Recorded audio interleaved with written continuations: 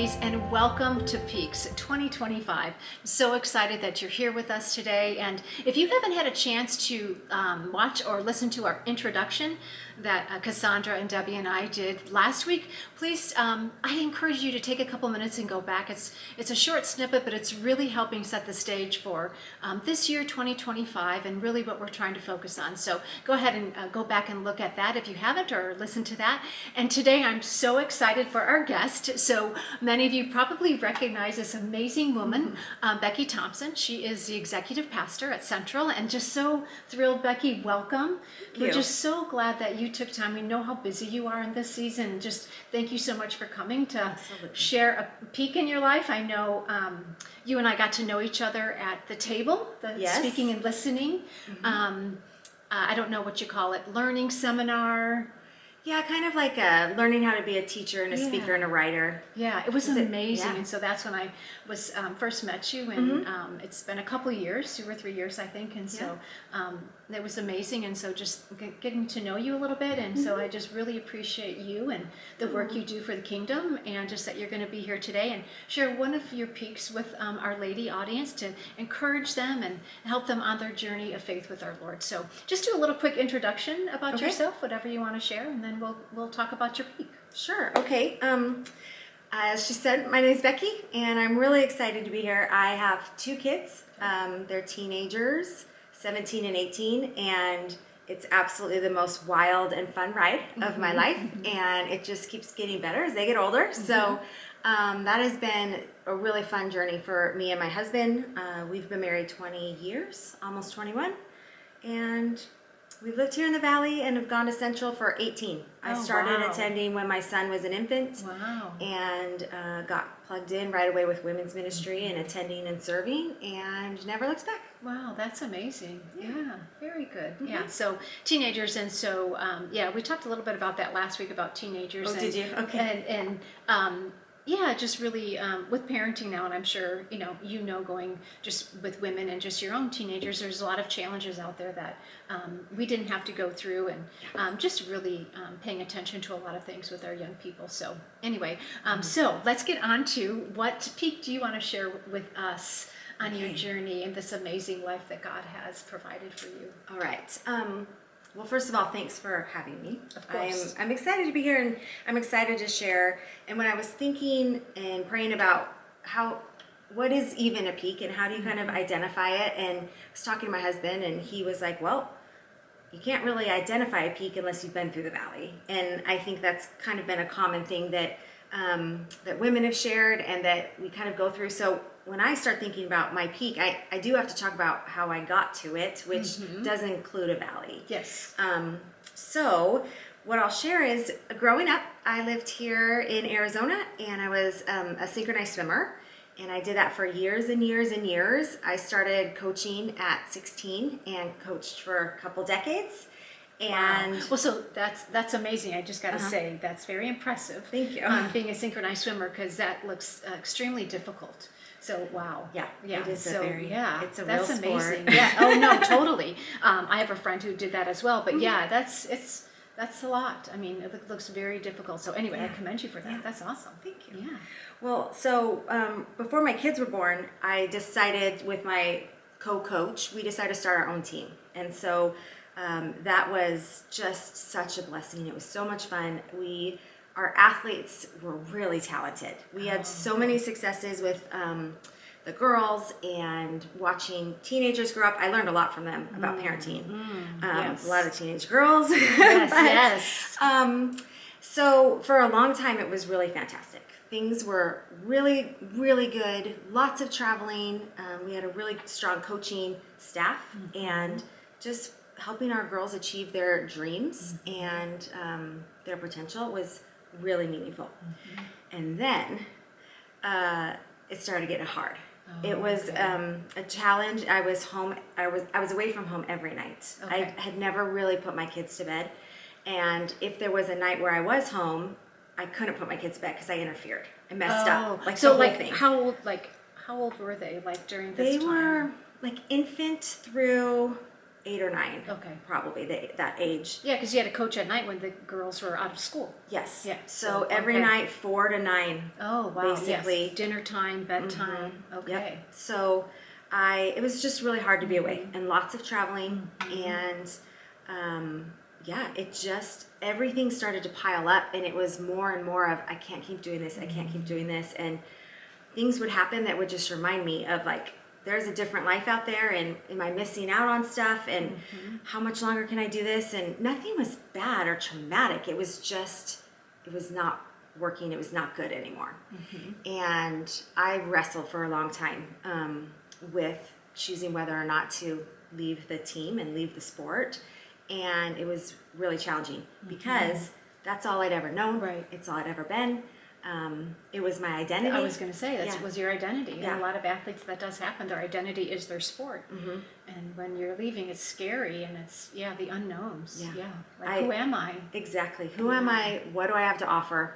What can I even do? I can't even put my kids to bed. You know what I mean? Like, so what can I do? If I try to do that. Yeah. So, so it just got to a really, really hard and challenging time, and there were lots of sleepless nights and nights I cried myself to sleep trying to figure out what to do. And then there was one night where I was in the bathtub taking a bath, laying there and honestly just crying and praying to the Lord because I knew He was in the middle of all of it. But I didn't know what I was supposed to do, and I was not listening to Him. And suddenly I really just felt a presence come over me, and so much so that I had to take a deep breath and then let it out. And suddenly I just knew it was going to be fine. So I woke up the next morning and I called my co-coach that we ran the team with, and I said, I'm gonna be done. So I finished 2 more months, took my girls to nationals, and we had national competition, and they did fantastic. So we could finish on a high note, and then my time would be done. Funny enough, at that meet, that competition, so nationals are doing all the awards, Right. and they give a Coach of the Year award, and they called my name. And Oh, awesome. it was really cool, Right. but also like, what the heck? Like, I'm leaving. I'm Right. not doing this anymore. It's not working for me. And why did I make a mistake? Should I really still be Right. coaching? So it caused me to wrestle even more. But I still did have a wonderful finish with the team and moved on. And I spent about 6 months not knowing what to do. Right. I didn't have a job anymore. Right. I had no idea how to spend my time, especially the evenings. And I really just spent a lot of time searching and praying for what comes next. And all of that to say, God was working, and He was figuring this out, and He had to remove me from the team so He could help me take my next step and what it would be. And He knew all along. And that would be what I want to share as my peak, is the decision to get to come and be on Central staff. Wow. And I've been on staff for 11 years, and it truly has been the joy of my life and one of the top best decisions I've ever made for me and for my family. Right. The difference it's made for my kids in the journey with my husband, and we're a completely different family than we would be had I not made that decision. Yeah. And I'm still kind of riding the peak, if you will. Like, it's like a mountain range, and there's some dips and different caveats in the mountain, but it's been so great for so much of it. Yeah. Again, a little bit of this, but it's so fun when I kind of get to ride that, and experience all that God had, and go through the hard time and the challenge, and the what ifs, and finding my new identity. And turns out I'm good at other things. Yeah, besides coaching and swimming. So good at swimming, yes. And- Yes, which most of us are, but Yeah. it takes us a while to trust that and to Definitely. So what happened was I was not busy doing anything, so I started babysitting my nephews during the days. Okay. And there was one day where some gals who worked at Central said, "Hey, we want to take you to lunch." And I said, "Well, I watched 3 boys. I'm not going anywhere with them, so sorry, but you can come here while they're napping." Oh, okay. And so they came to my house.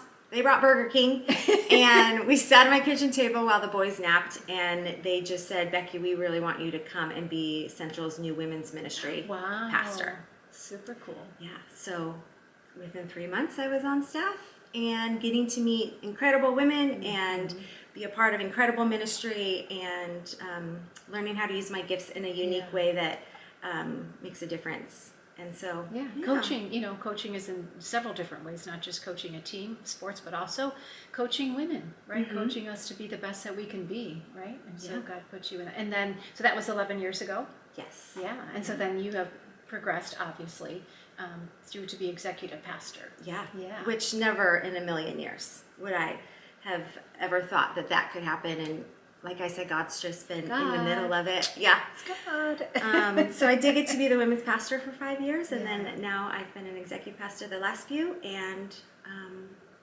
God is good. Yeah. So I didn't want to interrupt you because there's so much in your story, Okay. but just thinking back when you were going through challenging times, and you did say, like, I wasn't listening. So I think that also encourages me, right? And hopefully it will encourage you as you're listening, ladies, that if you're going through a challenging time, to pause, right? And think, okay, is God trying to speak to me right now? Because he wasn't going to stop. So he made it miserable. I want to say miserable, but he was trying to get your attention. Yeah. And you weren't, like most of us, we were just like, oh no, no, because I'm good at this. I want to keep doing this and feeling the success. And so he wasn't going to give up because he knew that he had something better for you on the other side. Yes. But like most of it, we can't see that better on the other side because it's good here. Even though, you struggled with your family, but your husband was doing a fantastic job and, your kids were in a good spot with him. So it's like, well, do I really need to? And so I think we've all been there, and some of us might be in that spot right now where God is trying to get us to believe in ourselves that we can do something different, and that we're holding ourselves back. And if you didn't watch the intro last week, Cassandra really shared about listening to God's voice in our head and not listening to our own voice, which may be negative, or, oh no, I can't do that, or why am I doing that? And listening to God who's cheering us on to the next thing, and really listening to him. So he got your attention finally, right? Finally. But you continue to be prayerful is what I hear you saying, though. Even though you were challenged, you kept praying and praying, God help me. And he did. He clearly then came over you like, this girl needs something bigger. Yeah, he's like, it's clearly not working. Which, She's got a hard I'm head. there with you, so I'm not judging, trust me at all. But just to have that overwhelming feeling come over you was like, oh, that's really the Lord telling me, like, I'm done. So he is going to get our attention. So that's great that you listened.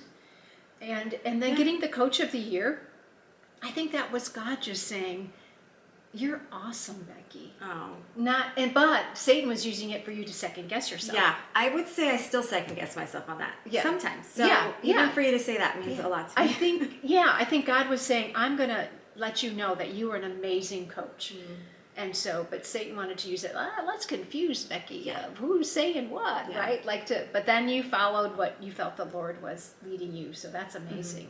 And where you're at today, impacting lives. I know you've impacted hundreds of lives, women's lives, and just what you do, and helping the adoption group as well, and just being a part of that. I get to be a part of that with you, and just your heart for helping people in the ways that people don't see what you do behind the scenes. Like, ladies, she goes way above and beyond helping people, like sending people to people's houses to help them with their Wi-Fi and just things that we would never know that she does just to serve people. So, Thank you. Yeah. So, what, any last thoughts you want to encourage women or share with women about your journey and your peak, or peaks in general with everyday lives? Because sometimes we get stuck in the negativity because that's where the world puts us. And any recommendations or suggestions for women? I would just reiterate that he never gives up.